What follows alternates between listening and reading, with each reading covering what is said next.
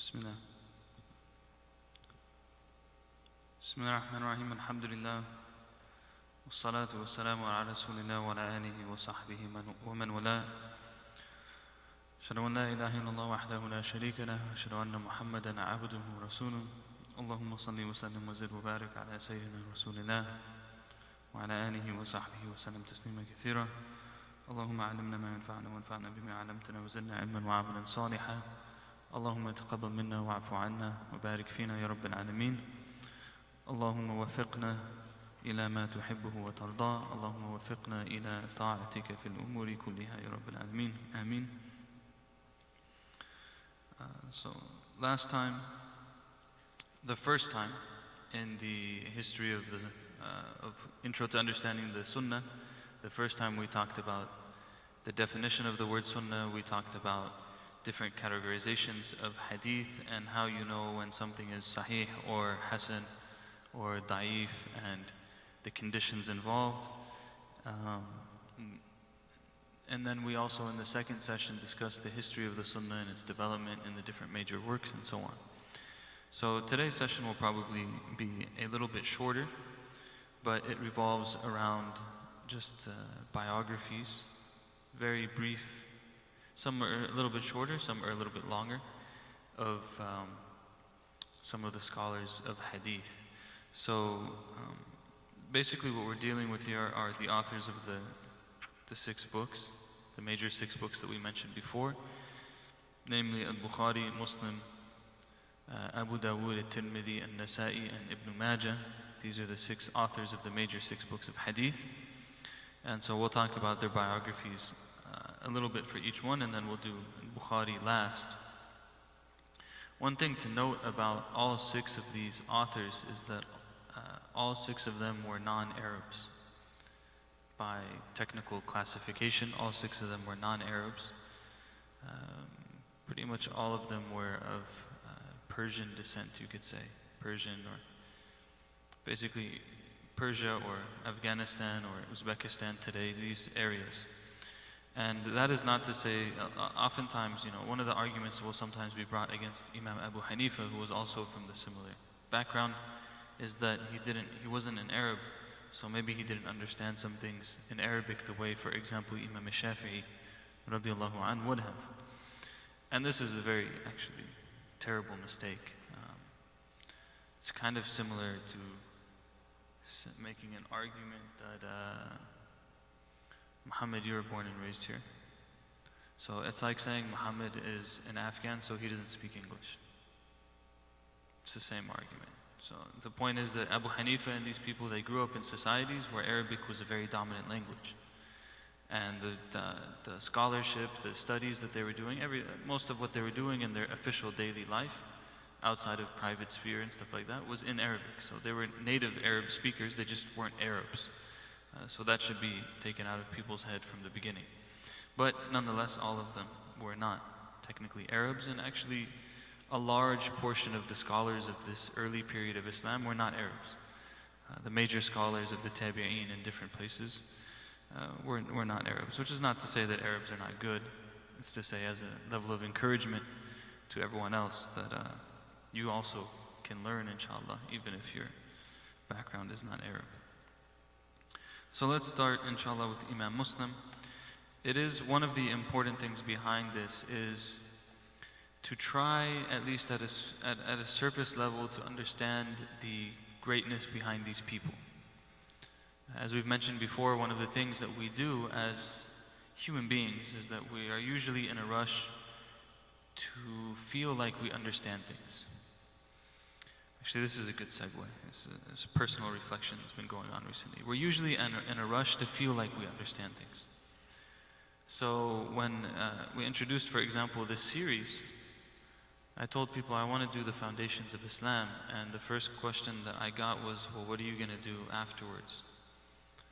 I said, did you look at, I'm talking about 50 lectures. Can we focus on finishing 50 sessions first, and then we can talk about what we're doing afterwards? I mean, there's usually a rush that we want to feel like we know things, and so we get ahead of ourselves.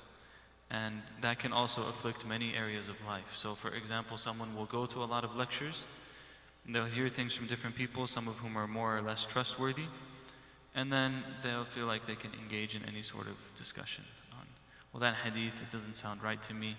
That hadith, I don't know about this hadith thing. Maybe it's not even true in the first place. Maybe it's not as authentic as it's supposed to be.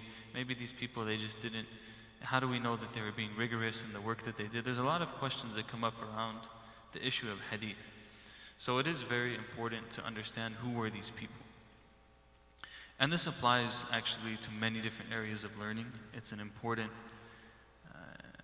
kind of endeavor to know the biography of the person that you're learning from, or the book that you're reading.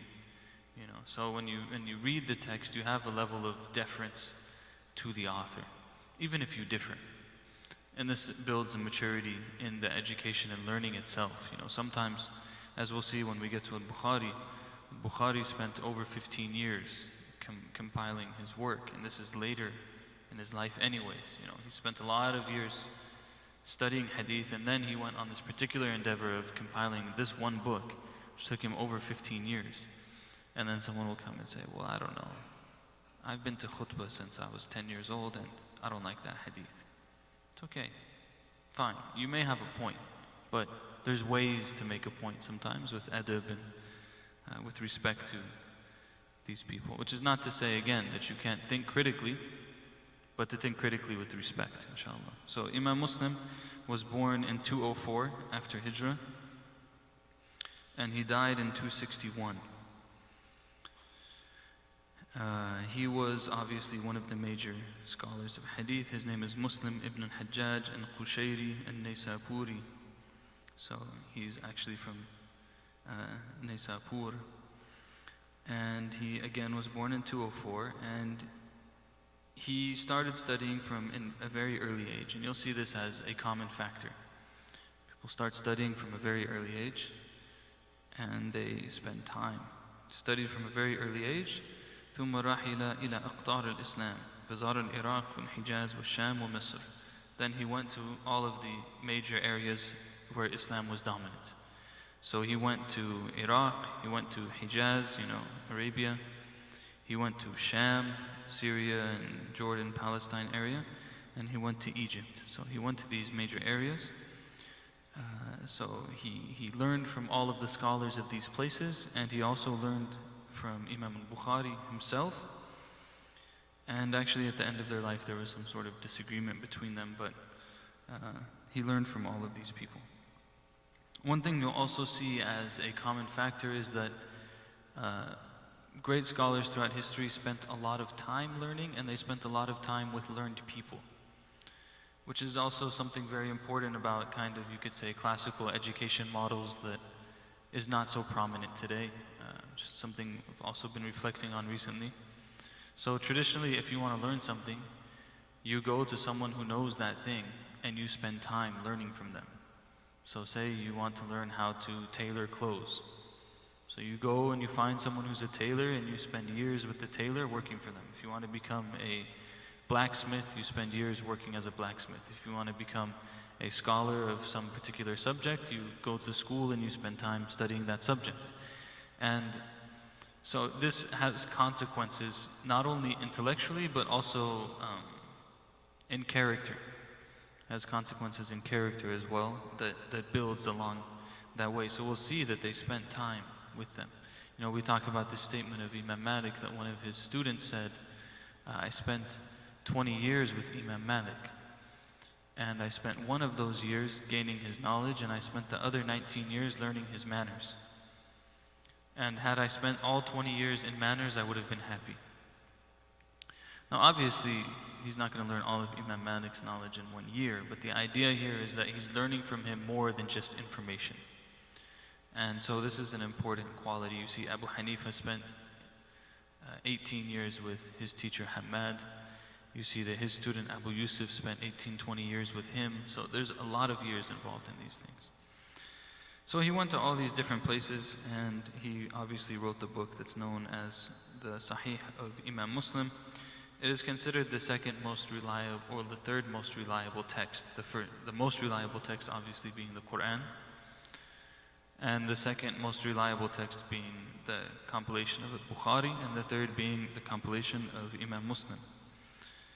There's a couple things that make Bukhari a little bit more advanced than Muslim in terms of a text. One of those is that Imam al-Bukhari, as we will come to and as we mentioned before, he had a very not only deep understanding of hadith, but also a very deep understanding of fiqh. And he brings that into his chapter titles. So this is something that you don't see in the collection of Muslim, that you would see in the collection of Bukhari, that he'll put a chapter title that shows you what you're supposed to be understanding from the hadith that you're reading.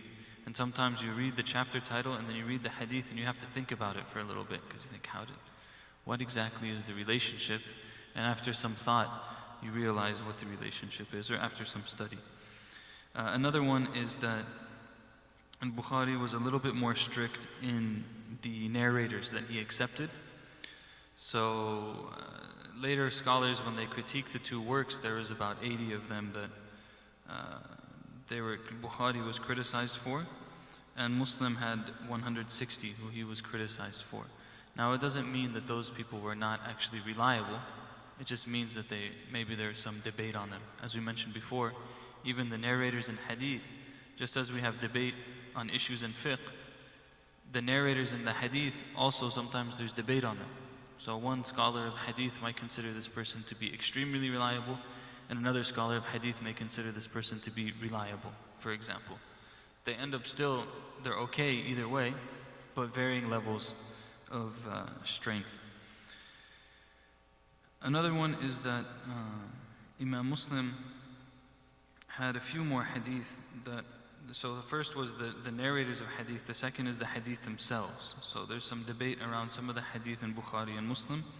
Obviously, if Bukhari and Muslim themselves put in the text that they consider to be authentic, it's their opinion that this hadith is authentic. But some scholars may have debated with them later on. In the case of Bukhari, this equivalates to 78 hadith, and in the case of Muslim, this is about 130 hadith. Just as a reminder, in the case of Muslim, the collection is a collection of 4,000 hadith without repetition. So sometimes a hadith is mentioned in more than one place, or it has more than one chain of narration, or without repetition, the collection of Muslim is 4,000. With repetition, 7,275. So when we say that there's 130 hadith that there was some discussion around, it's not very much out of 4,000. Imam Muslim narrated from al-Bukhari, but al-Bukhari didn't narrate from Muslim. It's just an interesting point to show one of them was a little bit more strict than the other. However, all of this being said, the book of Muslim in general is easier to study. So because of some of the things that we said about the fiqh in the titles of the chapters and some of the ways that the book is set up and so on, the book of Bukhari is a little bit higher specialization than the book of Muslim. So a lot of times students actually prefer the book of Muslim. But nonetheless, a lot of the material is similar. And there are roughly over 15 commentaries written on the collection of Muslim. The most famous of those is the commentary of Imam Nawawi, radiallahu anh.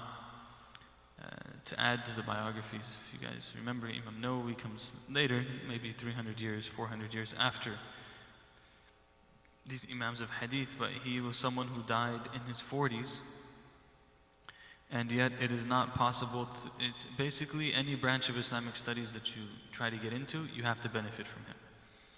So if you study fiqh, you have to study Imam al-Nawawi. If you study Quran, you have to study Imam al-Nawawi. If you study hadith, you have to study Imam al-Nawawi. If you study spirituality and manners, you have to study Imam al-Nawawi. He wrote in all of these fields, even though he died so young. And his commentary on the Sahih of Imam Muslim is one of the more famous, and it's roughly 10 volumes. And it's a pretty simple commentary, but it's very well known. It brings up some of the different issues in fiqh that are differed upon and so on. Another famous commentary on the collection of Muslim is the commentary of Qadi Iyad. He's also the person who wrote Ash-Shifa. If you remember the book that we read a little bit of in Rabi' al-Awwal, It's an important book about the rights of the Prophet ﷺ. And this is by Qadi Iyad. He also wrote this commentary on Muslim. It's bigger than Imam Nawawi's, and there's many others as well. The second person is Imam al-Nasa'i. Al-Nasa'i was born in 215 and died in 303. So if you recall from last week when we went over this very quickly, a lot of these people, they were contemporaries actually. So 215, he was born in 215, Muslim was born in 204. So it's very close. So Al-Nasa'i is from 215 to 303. He was born in a place called Nasa, which is in Khurasan.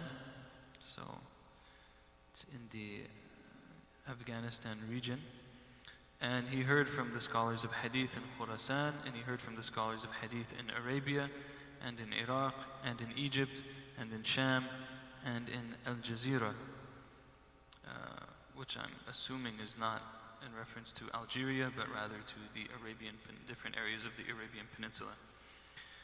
He was very well known for his collection of Hadith, and he actually had two of them that were well known. This one that we're talking about, when we say the Sunan of al-Nasa'i, talking about the Sunan al-Kubra. And then the later one became a Sunan al-Sughra. So, actually, I'm sorry, the Sughra is the one that's we're talking about. So there's many commentaries on it as well. They don't say as much about his life, but the same idea, that he was from a kind of far off place, but he traveled to many different areas in order to learn. Abu Daud is the third one, from 202 to 275. So again, he's only 1 year. He was born 1 year before Muslim. So Abu Daud is 202 to 275. And he was born in Sijistan, which is also in that same region. He went to Iraq, he went to Sham, he went to Misr, he went to Khurasan, same places. You see what the major areas of learning were in that time. Sham was a major one, Iraq was a major one, Egypt was a major one, and the countries Wara al-Nahr, behind the river, was another one. So you're talking about places like, again, areas of like eastern Iran, northeastern Iran, and Afghanistan, and Khurasan, Uzbekistan. He learned hadith from all kinds of the major people. He learned from the teachers of Bukhari, the teachers of Muslim, like Imam Ahmed, like Ibn Abi Shayba, like Qutayba, and others. And he also took from Imam al-Nasa'i himself. He was known for his knowledge and his wisdom. And he was the Imam of his time, and he died in Basra in 275. Abu Dawood has a very interesting statement about his collection of hadith that I think is worth reflecting upon. And that is that he says he took his book of hadith from 500,000. That he knew 500,000 hadith, and he narrowed his book down from the 500,000 to 4,000. That's what the actual collection was. The reason why I think this is interesting is because one of the things that's oftentimes struggled with is how to say things in a concise but not too concise way. And it's a skill to be able to take a lot of material and bring it down into something. So for him to say, I had 500,000 hadith and I brought it down into 4,000, this is a major, major accomplishment. But then later on he says also that he took those 4,000 and they're summarized in 4. And all 4 of them are actually in the 40 hadith of Imam al-Nawawi. One of them is the hadith of the halal is clear and the haram is clear, and in between them there are areas that are doubtful. One of them I think is if you don't love for your brother, no one believes until they love for their brother what they love for themselves. And the other 2 escape me right now, but this is what he said, that there's 4 of them that he brought it down to. So he took 500,000 to 4,000 to 4, which means his knowledge was very, very encyclopedic. His book is considered to be the first book on ahadith al-ahkam. So there's a particular type of genre in hadith literature called ahadith al-ahkam, which means hadith that rulings are derived from. So Bukhari and Muslim and Nasa'i, their books are Larger, they include a lot of things that relate to rulings, and they include other things like manners and etiquettes and descriptions of the Prophet ﷺ and so on. Abu Dawood, he focused primarily on rulings that are being used to derive, hadith that are being used to derive rulings. This is a particular category of hadith literature. Again, in Azhar, in the College of Sharia, this is what we focus on. We don't focus on everything else. Focus on the category of ahadith and ahkam, because those are the ones that particularly are used for those rulings. There's a number of major works in this field. Abu Dawood is a larger one, but the smaller ones are, the first is Umdatul Ahkam. And Umdatul Ahkam is a smaller text. It's maybe, if I remember correctly, 300 or 400 hadith. And it's the hadith that are used for rulings and that are narrated in Bukhari and Muslim. So it's a very small text. It's common for students to memorize it in their studies. The next one up is called Bulugh al-Maram. Bulugh al-Maram is a text that was compiled by Ibn Hajar al-Asqalani. And it's the hadith that are used for rulings, but taken from the 6 books, basically. And it comes to about 1,600 hadith. The most famous commentary, Bulugh al-Maram is actually translated in English. If you want to make yourself crazy without a commentary and just read the hadith, you can do so. But it's translated, it's published usually in that same set that comes from Saudi Arabia with the sealed nectar, and I think usually they put Bukhari in there too and a couple things together. The most famous commentary on that is probably Subul al-Salam, which is by Imam al-San'ani. It's not so big. The next major work is called Muntaqa al-Akhbar, which is a collection of hadith again that deal with rulings. It's I think 4,000 or 5,000 if I remember correctly. And it's compiled by Ibn Taymiyyah and Jad. There's actually, what some people don't realize is that Ibn Taymiyyah rahimahullah was part of a family of scholars. So his father was also a scholar and his grandfather was also a scholar. So this particular collection of hadith was compiled by the Ibn Taymiyyah, the grandfather. He's the grandfather of the one that's well known. Its most famous commentary is called Nail al-Awtar by Imam al-Shawkani. It's absolutely amazing work. Very, very large, but just amazing, mashallah. He takes every one of the couple thousand hadith, analyzes the narrators, analyzes the authenticity, analyzes where it came from, talks about all of the different fiqh opinions related to it. It's, mashallah, a really amazing text. So this is that genre. Then Abu Dawood is kind of like the founder of that class of literature with his work that he wrote. He actually describes his methodology in the beginning of his text, and he says ذكرت فيه الصحيح وما أشبهه وقاربه وما كان في كتابي من حديث فيه وهن شديد فقد بينته وما لم أذكر فيه شيئا فهو صالح وبعضها أصح من بعض. So he says that in this book I have mentioned that which is authentic, sahih, and that which is similar to it or close to it, and that if there's something in my book that has a serious defect in terms of authenticity, then I have clarified that. So he'll narrate the hadith and he'll say afterwards, this is the issue with the hadith. And he says, if I don't say anything about it after I've narrated it in the text, then that means that it's salih. That means that it's reliable at some level. And some of it is more authentic than others. The interesting thing is he says that it's salih. This is a little bit, he doesn't say that it's maqbool per se. He says that it's acceptable. He doesn't say it's acceptable. He says that it's, basically he's saying that it's okay. Which doesn't necessarily mean that it's not weak. It might be weak. But it might be what's coming afterwards.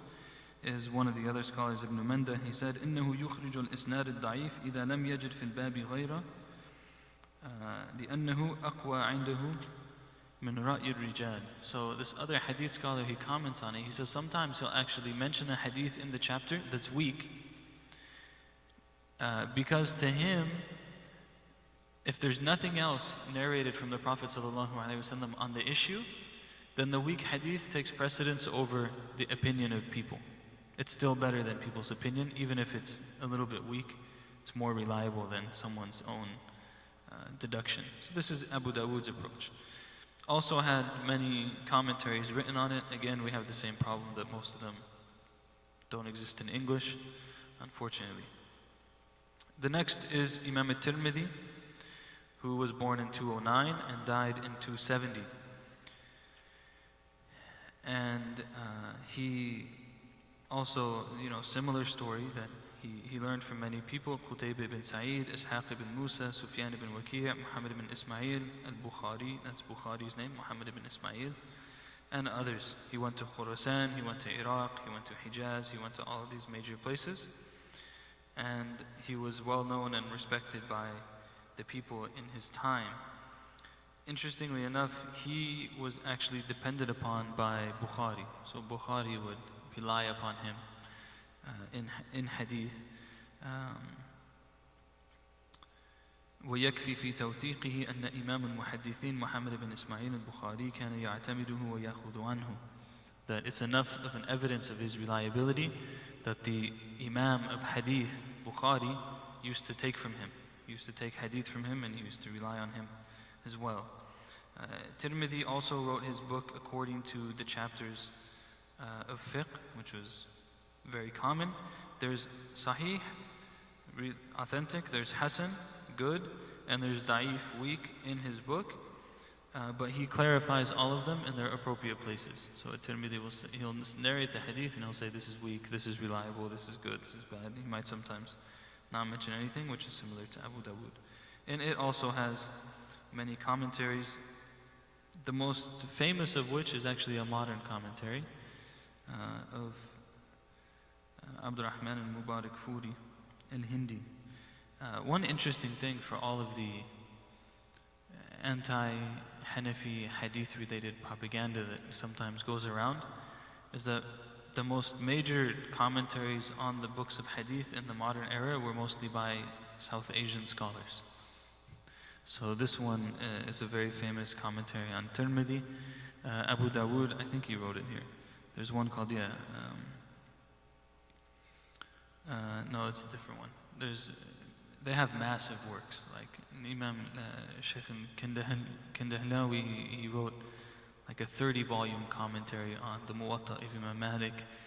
There's also a very, very large one on Abu Dawood. I forget what it's called right now, subhanAllah. When you start working, you start forgetting these things. But there's also a very big one on Abu Dawood, as well as Muslim, Fath al-Mulhim.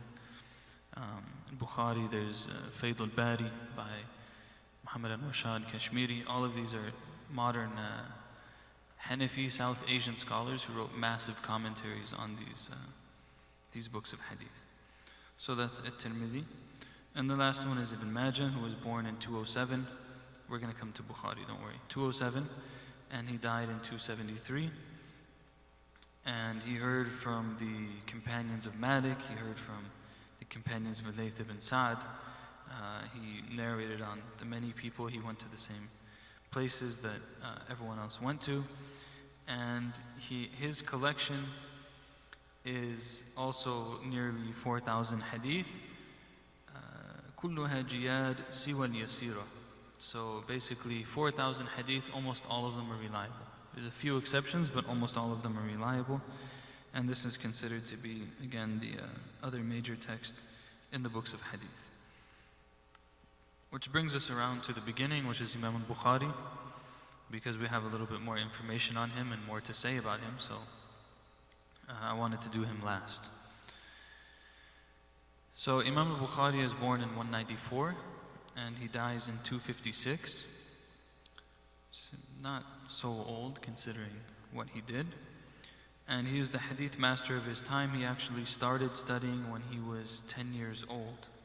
So he started to study hadith when he was 10 years old, and he traveled to all of the different places that everyone else traveled to. He says, I went to Sham, I went to Egypt, I went to the peninsula twice, I went to Basra 4 times in Iraq, I went to Hijaz, I lived there for 6 years, and he says, I went to Kufa and Baghdad more times than I can even count. So he used to go all over the place to learn from as many people as he possibly could.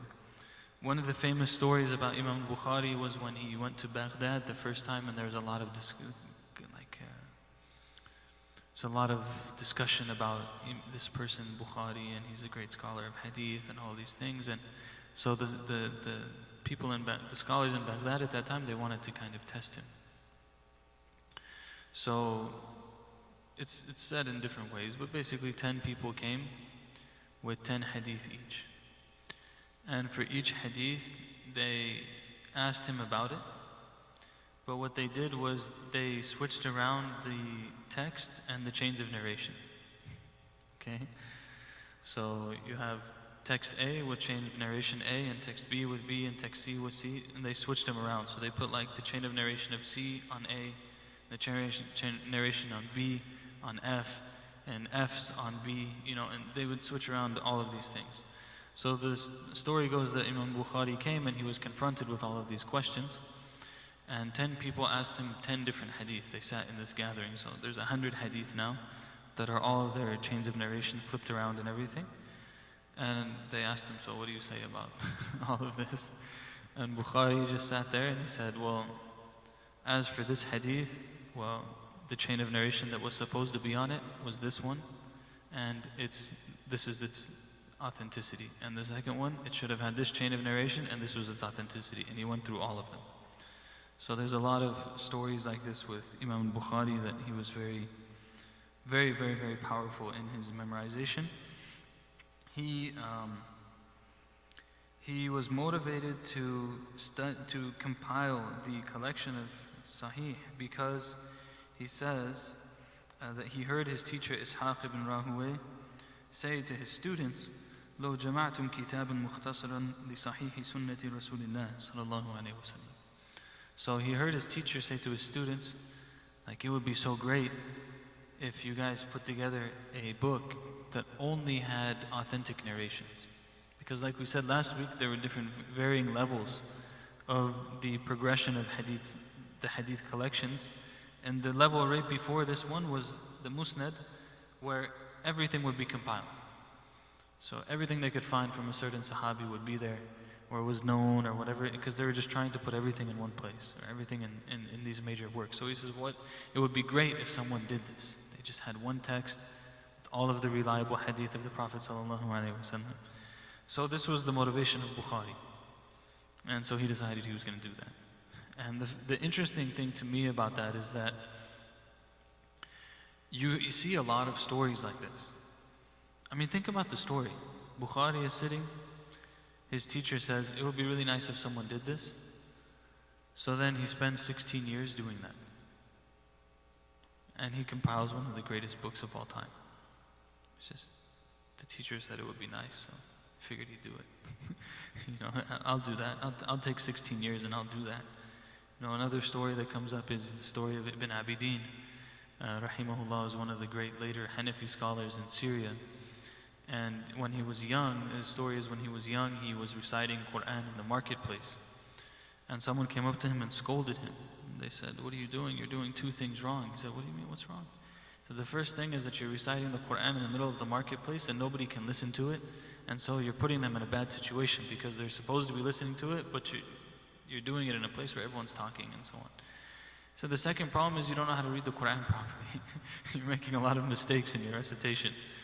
So they say that after that, this is different times, right? Different times. Rather than crying about it or getting upset and never coming back to the masjid again or something, he got up and he went to search for who is the most knowledgeable person of Quran in the area. So he was told to go to so-and-so, so he went to that person and he memorized the 10 qira'at with that person. So not only one copy recitation of the Quran, he memorized the Quran and all 10 variations of recitation. Then he studied from that person Shafi'i fiqh. He became a master in Shafi'i fiqh, and then he decided he wanted to do Hanafi fiqh. So then he mastered Hanafi fiqh. His book is like the reference point for the Hanafi school in later terms. It's all started with someone in the marketplace telling him he can't read Quran properly. So people were very, you see these stories where people were very motivated, they were very strong in the decisions that they took. So Bukhari was sitting there, this is what was said. So his response to that says, فَوَقَعَ ذَلِكَ فِي قَلْبِي فَأَخَذْتُ فِي جَمْعِ الْجَامِعِ الصَّحِيحِ. He says, so that kind of just stuck in my heart. So I decided to begin collecting this compilation of authentic hadith. And so he did so again for 16 years.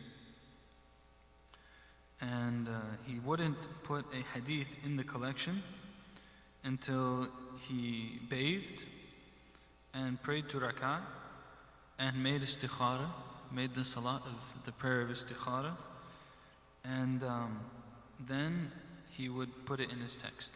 If he felt comfortable after all of that, he would put this as one of the hadith in his compilation. Obviously the other conditions of authenticity were also met as well, and he was strict. He had stricter requirements than some of the other collectors.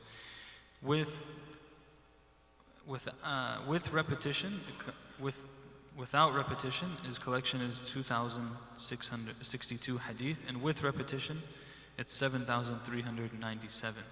So a lot of his hadith are narrated in multiple places in the text. And that's why it's really hard sometimes to read commentaries on Bukhari. For example, the commentary of Ibn Hajar al-Asqalani, which is the most famous, called Fath al-Bari.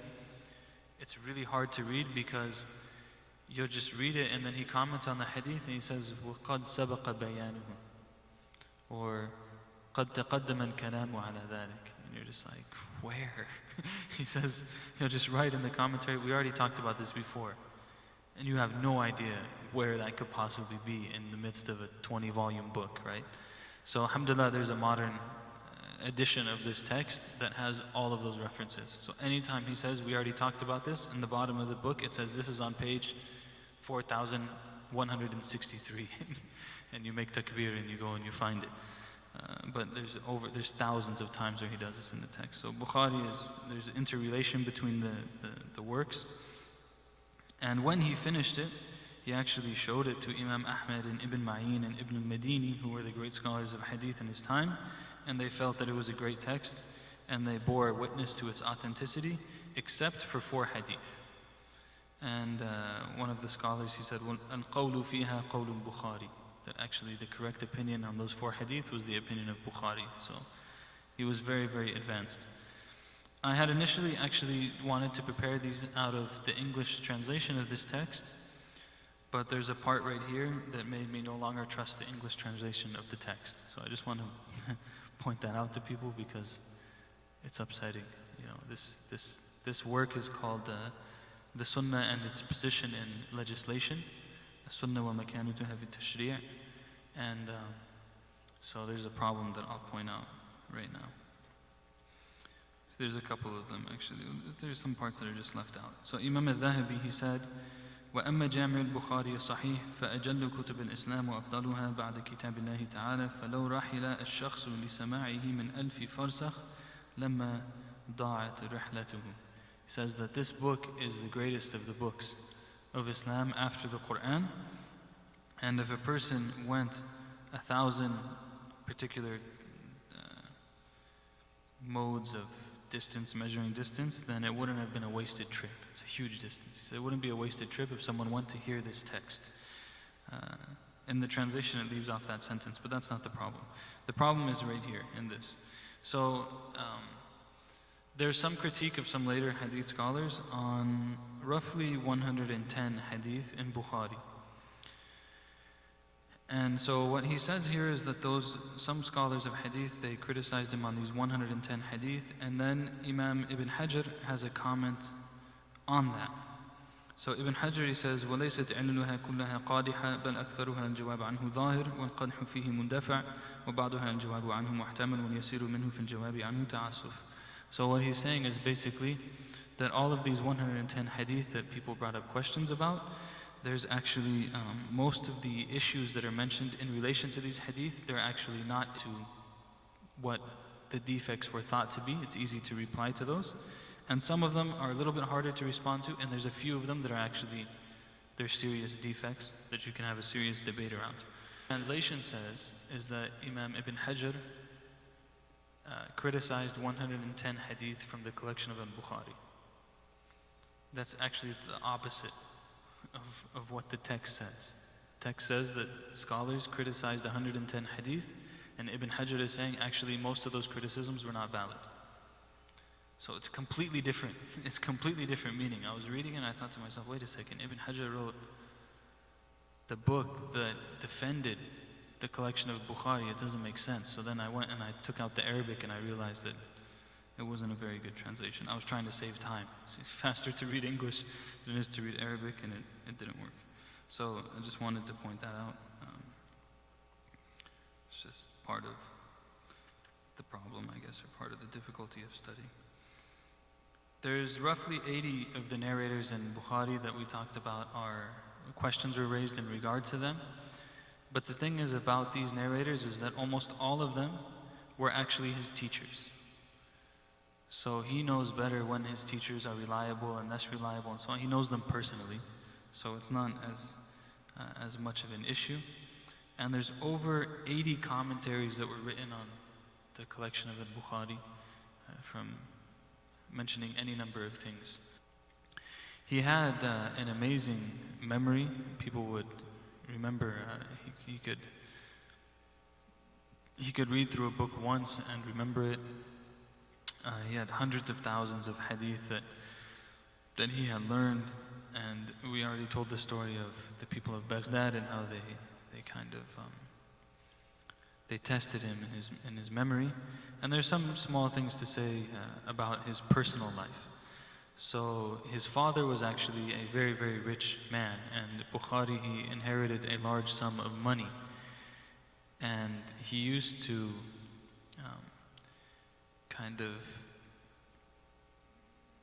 he would invest this. He was basically an investor.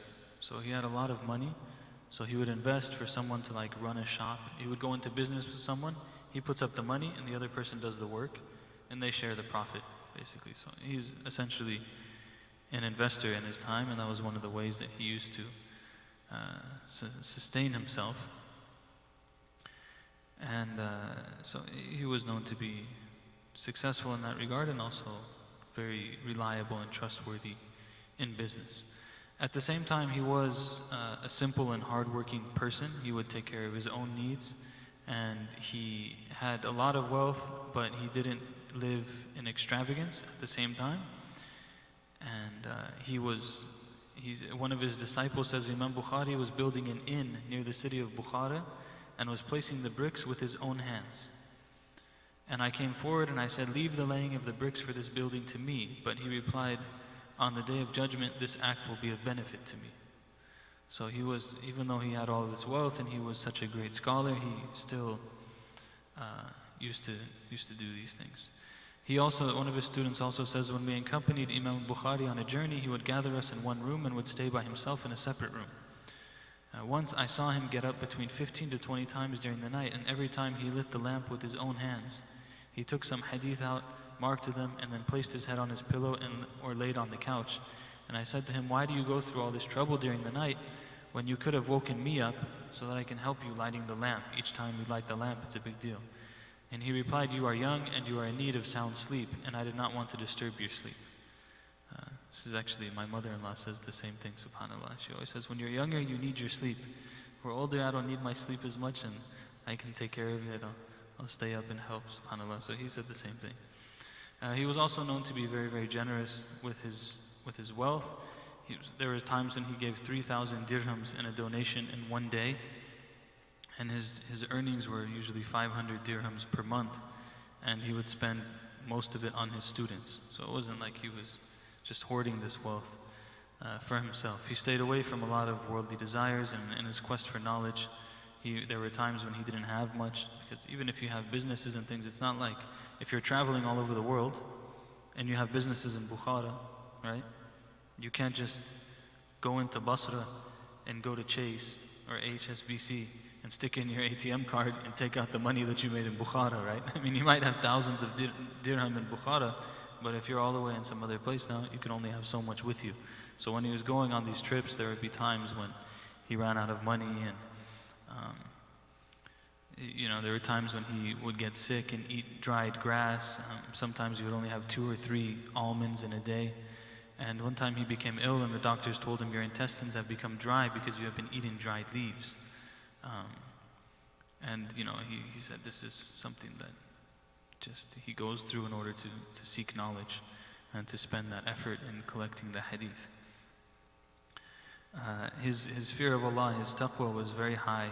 He says different things like he was known to have fear of Allah inwardly and outwardly. He prevented himself from backbiting and suspicion and always respected the rights of others.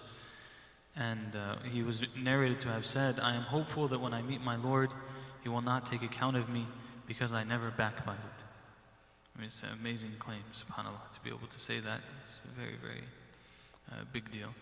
He was also known for his worship. He would pray his nawafil, he would fast often, he would complete the recitation of the Quran.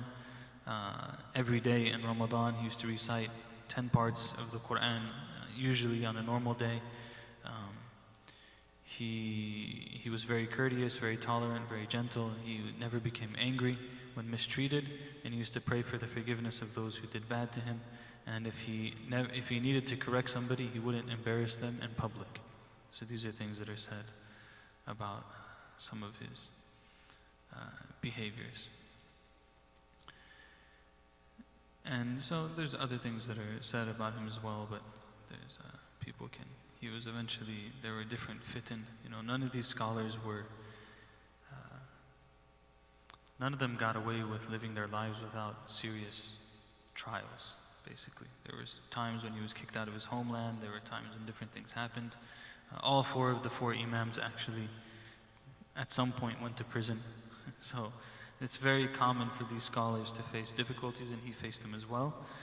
But he also was able to do everything that he was able to do in the meantime.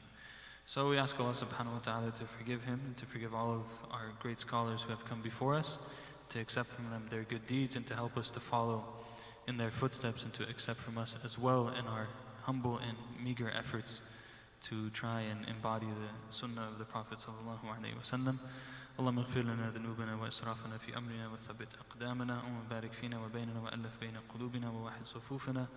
اللهم كن معنا ولا تكن علينا ونور قلوبنا وعقولنا بالإيمان وتقبل منا واعف عنا وصلى الله وسلم على سيدنا محمد وعلى آله وصحبه وسلم تسليما كثيرا. جزاكم الله خير. Any questions?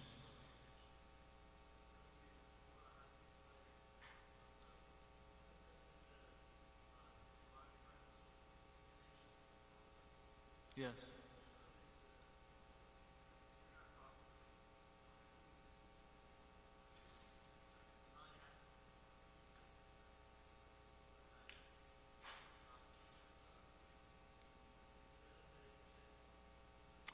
Yes. One of them, yeah. One of the hadith was that actions are by their intentions. The 4 of Abu Daud. One of them is actions are by their intentions, and the other one is من حسن إسلام المرء تركه ما لا يعني. From the good of one's Islam is that they leave that which does not concern them. So yeah, these were 2. Jazakallah khair.